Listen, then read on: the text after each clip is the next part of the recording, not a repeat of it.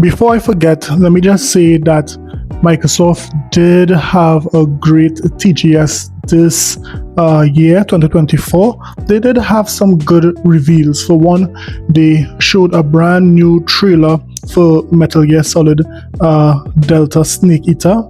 We also saw a huge announcement, a shocking announcement, where StarCraft Remastered and StarCraft 2 would be playable on Game Pass and on Game Pass PC. We also saw Metaphor that had a reveal prologue demo was available for all to play. A lot of persons have already played that Metaphor demo. In addition to that, we would have seen that Square Enix relationship with Microsoft would have grown in the sense that we have the Square Enix games, Trials of Mana, Final Fantasy Pixel Remaster, just to name a few. And we know that even more games will be coming soon.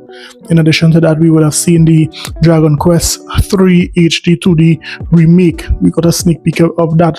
So Microsoft did have a good bit of announcements there at TGS. But one thing did stick out. What Phil Spencer said that will be coming next year for Xbox and Xbox Game Pass. Listen. Next year, our lineup of games keeps on going with Avowed, South of Midnight, Doom the Dark Ages, Fable, I beg your pardon, and more. All available on day one with Game Pass. I mean, after hearing that, Xbox fans are like, I've got an insatiable appetite, and I want more. And I want it. Right now, if you are an Xbox fan, you have a lot of games coming your way. As we saw, we have a lot of games coming from third party via Square Enix and other publishers. In addition to that, we have a long list of games coming via first party.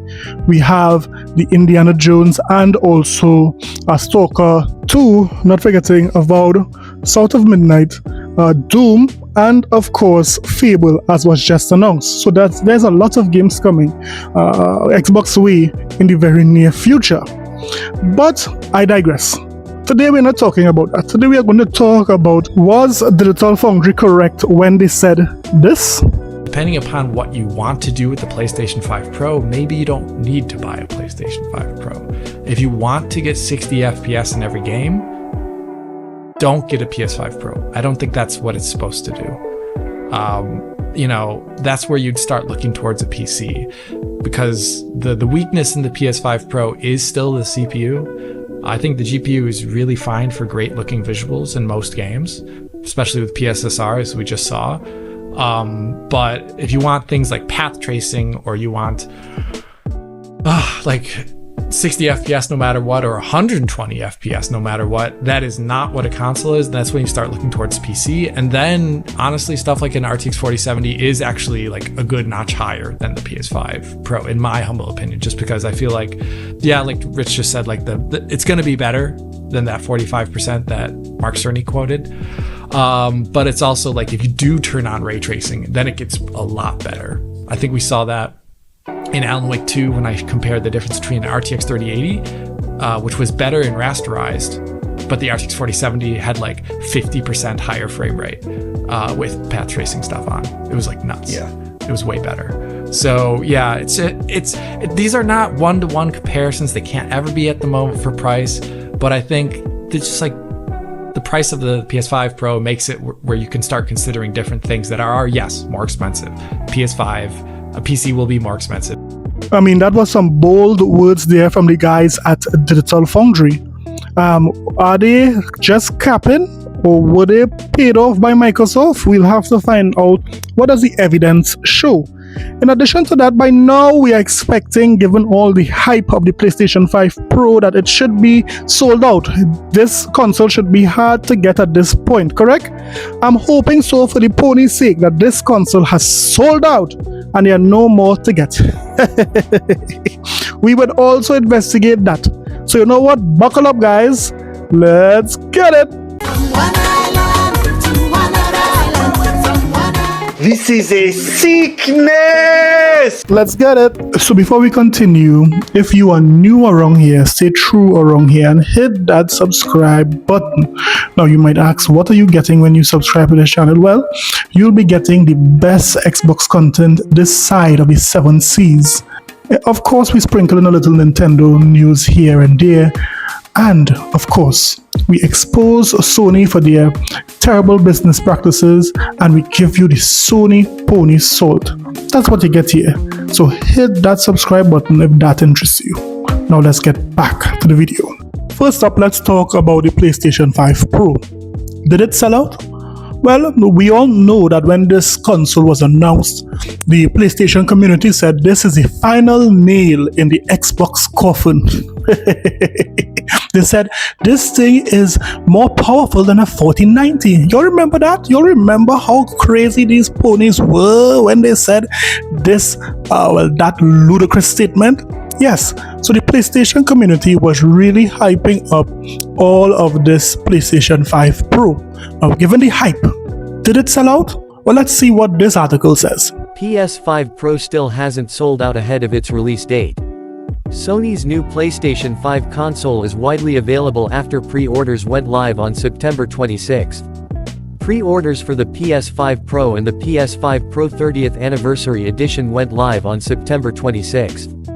And while the limited edition variant of Sony's new console sold out in minutes, the standard PlayStation 5 Pro is still available. That doesn't necessarily mean consumers have turned their noses up at Sony's more powerful PS5. The PS4 Pro, despite costing $399.99, also didn't sell out when it launched.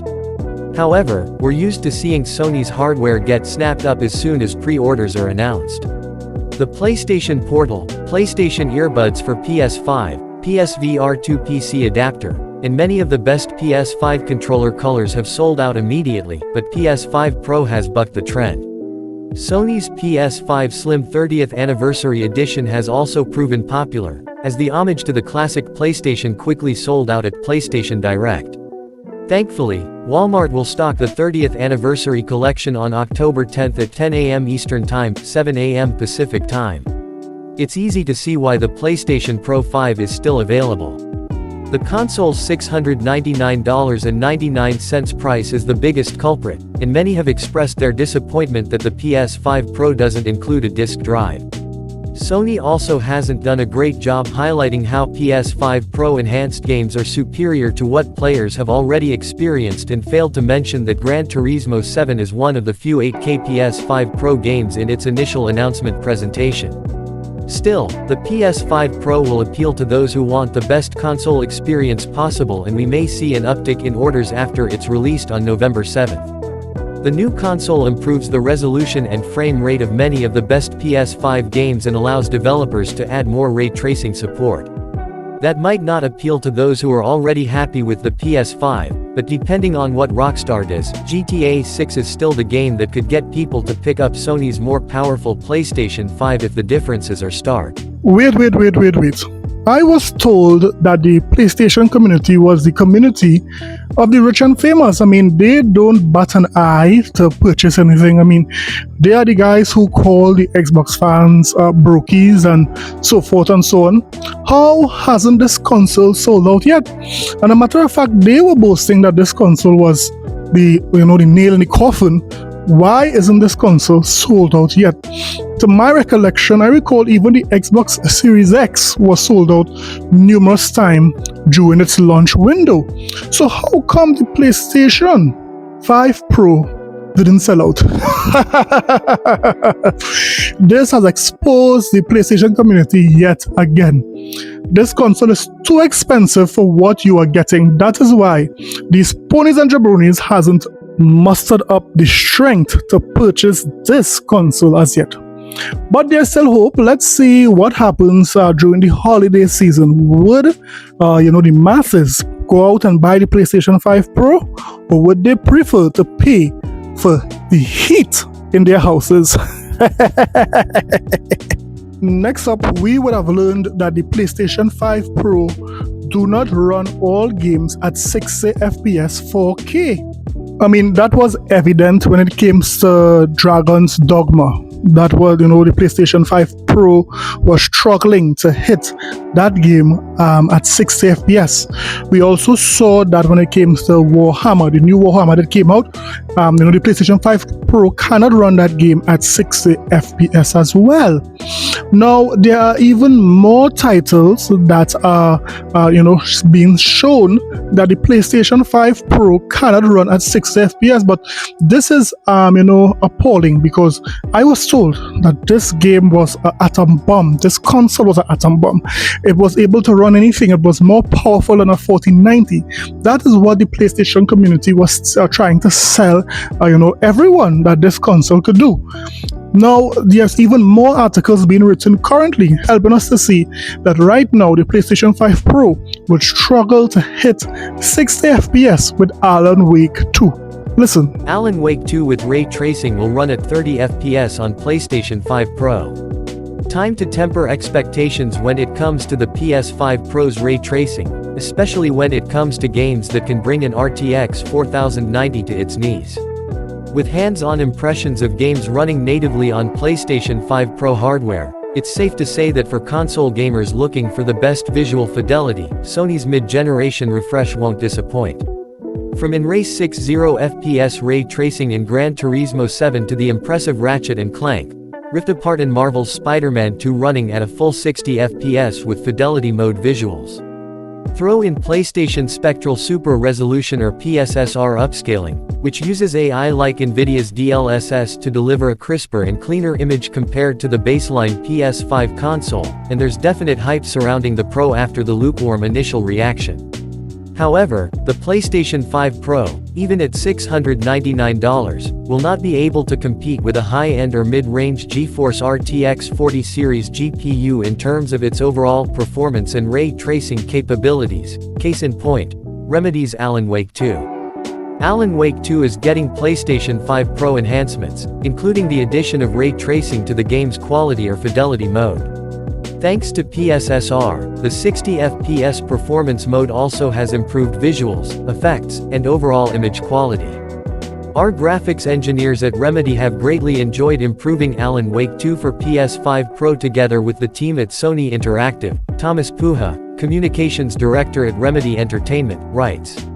With a game like Alan Wake 2, where the mood and environmental storytelling are essential, bringing ray tracing to the game as a brand new feature adds another layer of immersion. We have also used the additional power of PS5 Pro to improve the visuals and effects in the 60 FPS performance mode, where we have upped the output resolution to 4K, making the experience look even better than before. Although we only saw Alan Wake 2 running on the PS5 Pro during the console's reveal, the footage showcased 30 FPS fidelity and 60 FPS performance modes. Now, on PC with full path tracing, Alan Wake 2 is one of the most visually demanding games on the market, requiring DLSS and frame generation to deliver 4K 60+ FPS on a GeForce RTX 4090. However, one of the critical technologies that make Alan Wake 2's ray tracing look so good is DLSS 3.5 ray reconstruction, another game-changer exclusive to GeForce RTX GPUs. Check out our DLSS primer to learn about ray reconstruction brings to the table. Ray reconstruction or not, Alan Wake 2 is a true showcase for where game graphics are headed. So it'll be interesting to see how much of the PC version's ray tracing is brought to Alan Wake 2 on PS5 Pro. With its cinematic presentation and slow pace, the game is entirely playable at 30 FPS. But, even with the PS5 Pro's improved ray tracing, it won't be able to hit the visual heights of the game running with full ray tracing on a high-end PC. So there you have it. Alan Wake 2 won't be able to run with ray tracing on at 60 FPS 4K. That's very clear based on what this article is saying. And I don't already know what you ponies are going to say. But no, it could run at 60 FPS. You just need to take off the ray tracing. You see, you guys basically said that the PlayStation 5 Pro, you don't need to compromise. Nothing, would compromise this console from running everything. Ray tracing, 4K 60. Now you're telling me I need to take off something in order for it to run? Listen to me, that is a joke. I am so happy that many of my subscribers was able to get a brain A brain is meant for everyday use.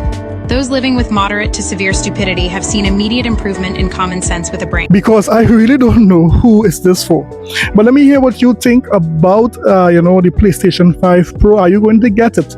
Are you happy with its performance? Are you happy with the games that are coming onto the PlayStation 5 performance? Let me know in the comment sections below. Don't forget to like and subscribe for more videos. I'll see you guys in the next one. Later.